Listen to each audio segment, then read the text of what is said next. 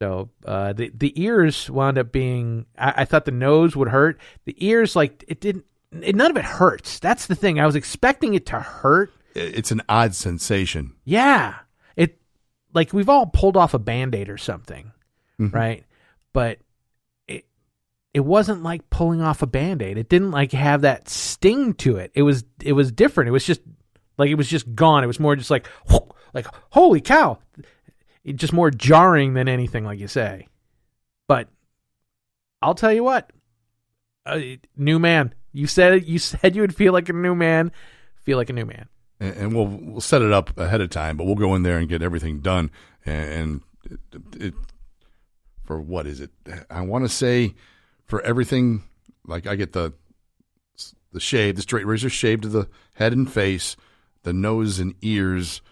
I think it's $50 plus a tip, but it's the best $50 plus tip. Tip them $15 or whatever it is. Sure, whatever you want. 60's fine, whatever. But you'll walk out and you go, holy cow, that was worth what I paid for it. It's kind of. And if you have a beard, they have all the beard products and things. Oh, they got oils. They got it's a whole. They got the lotions. I can't take the hair on the face anymore for me, but the Beardly Man services those who like to have beards. And we were talking with Lee about the coronavirus being caught up in the beards. Yeah, and Lee contends that beards are healthier. Beards stop germs. Beards help people with asthma. However, ribs and hot wings, a little rough. Or a plate of spaghetti or anything saucy and delicious. Yes. It's going to take... Like Anna. No, and Lee has a beard. He's got... It's one of them big ones. Yeah. He's got hair on his face. Yeah, he's like Mumford & Sons looks at him and goes, oh, that's a beard. That's a beard. Good-looking beard there, guy. Yeah. He's got one of those where he could part it and tie it back up over his head if he really wanted to.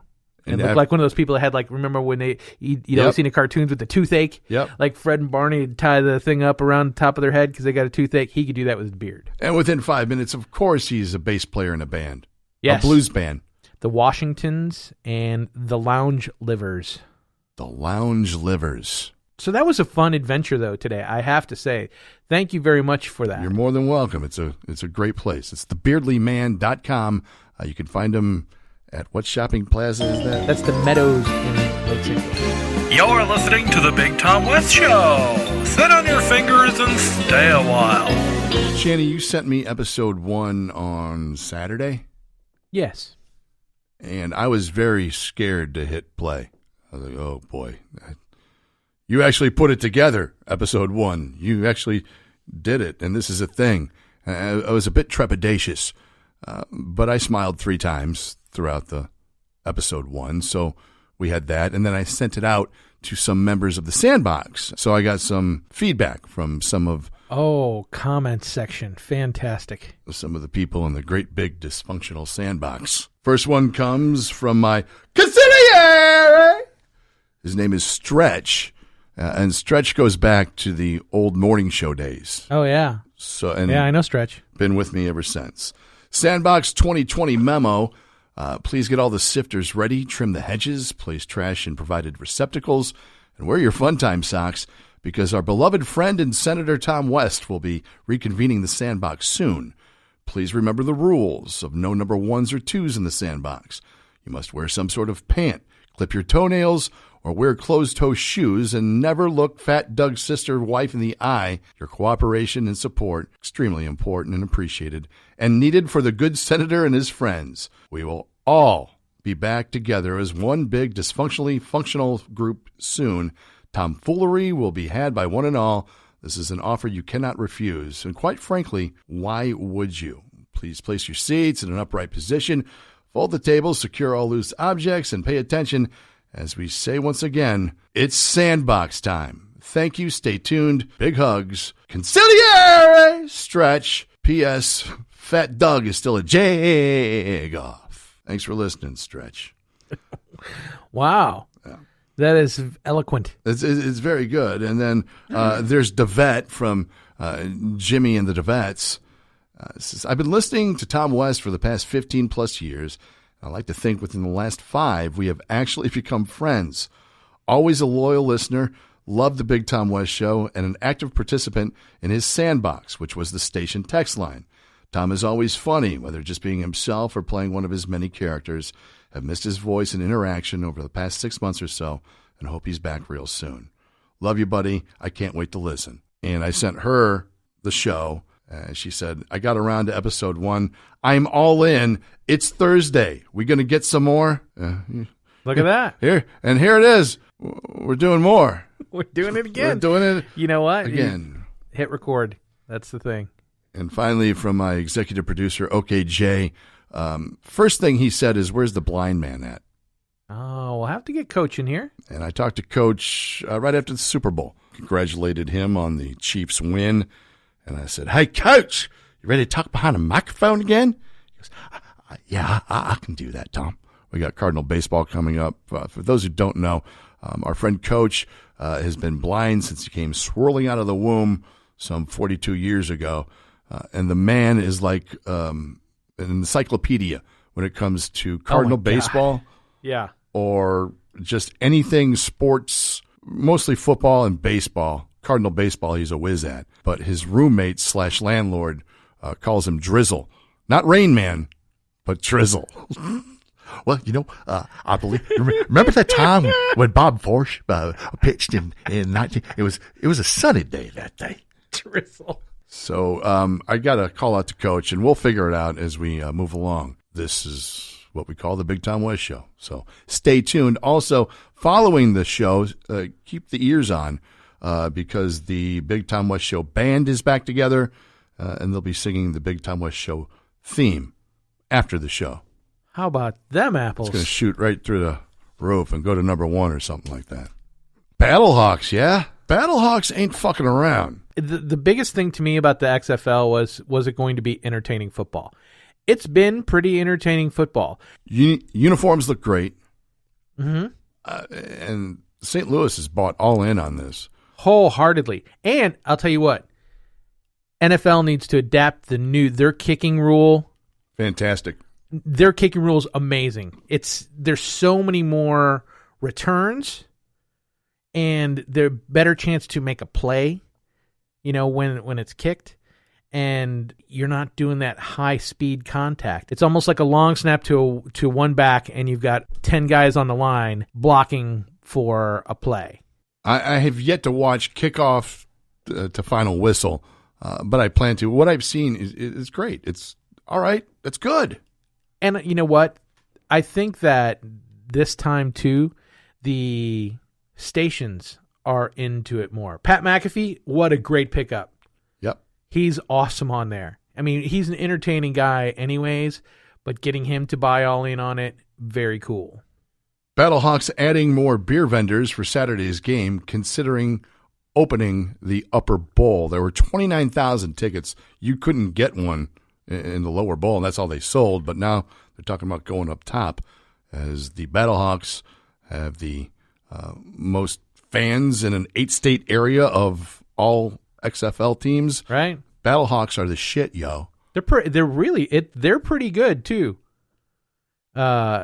Jordan Tiamu, he's pretty good.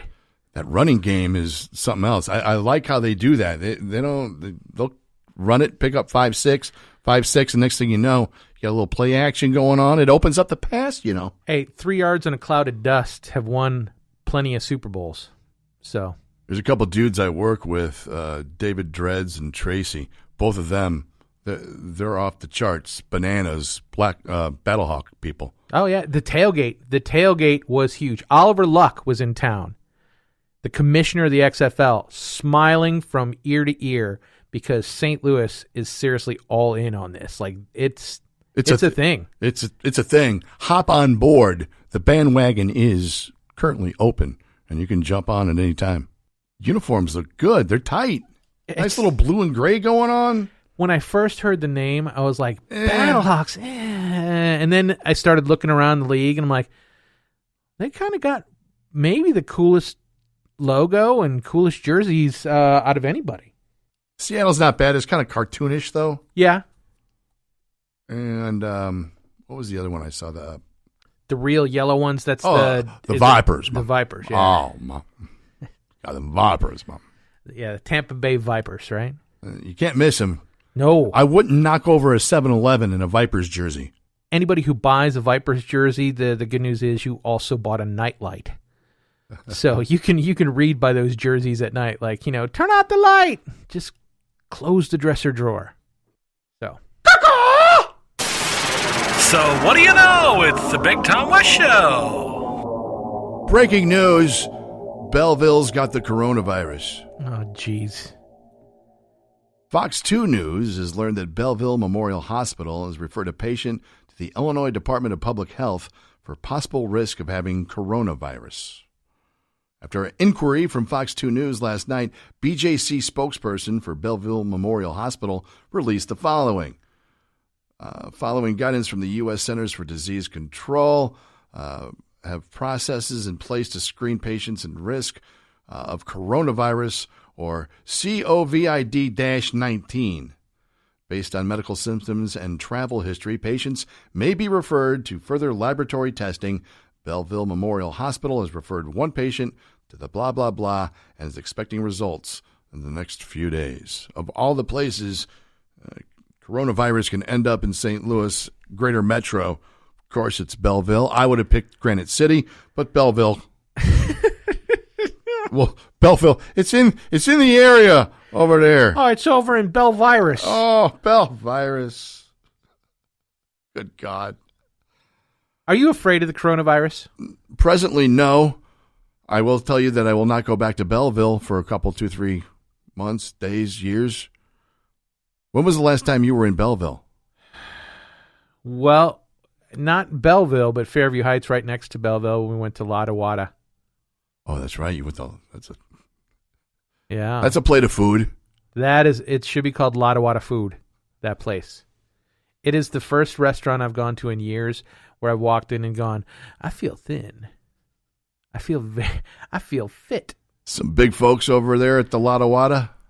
But the Lotta Wada, there's a lot of everything. This ain't no chain restaurant. That's what the commercial says. No, it's not. There's a lot of everything at that place. People, sizes, everything. The food, it's delicious, but it's excessive. It's excessive. So it's like someone injected steroids into a beef sandwich. Yes, it's like your Philly cheesesteak ate another Philly cheesesteak. It's double. It's anywhere else you're going to go, huh? Yeah. Oh my God! And then so they have different menus. They have the Lotta Wada Creek menu, and the sandwiches are what you would consider excessive. It's a big freaking sandwich, and they give you more fries than I've ever seen in my entire life. Like literally a plate full of fries. And then they have the juiced up Lotta Wada style like sandwiches. So they take that cheesesteak and they stuff another cheesesteak inside it. And then they stick like French fries inside the cheesesteak. So the cheesesteak is expecting. Yes, exactly. You could literally take out one cheesesteak and eat that cheesesteak from the cheesesteak. I've seen things on the pork chop bite things. That's what everyone likes to tout. The pork chop bites. We went there for my son's 19th birthday. He goes to school out in SIUE. And we're like, let's go to a fun place. Oh, Lotta Wada Creek looks good. Let's, it's kind of, fun thing to do out there. So we go there. It's 2:00 in the afternoon, 3:00 in the afternoon on a Saturday. Packed. 45-minute wait. And you're there. What else are you going to do? Everybody's walking out with styrofoam containers full of food. Everybody. You're like, wow, this is a lot. So we're looking up things to eat there, and my wife goes, everybody's talking about pork chop bites. And my reaction was exactly, pork chop bites? Come on. Like, what do you mean? She said, crispy pork chop bites with delicious dipping sauce. Gotta have the Dunkin' sauce. And she's got pictures of it. It kind of looks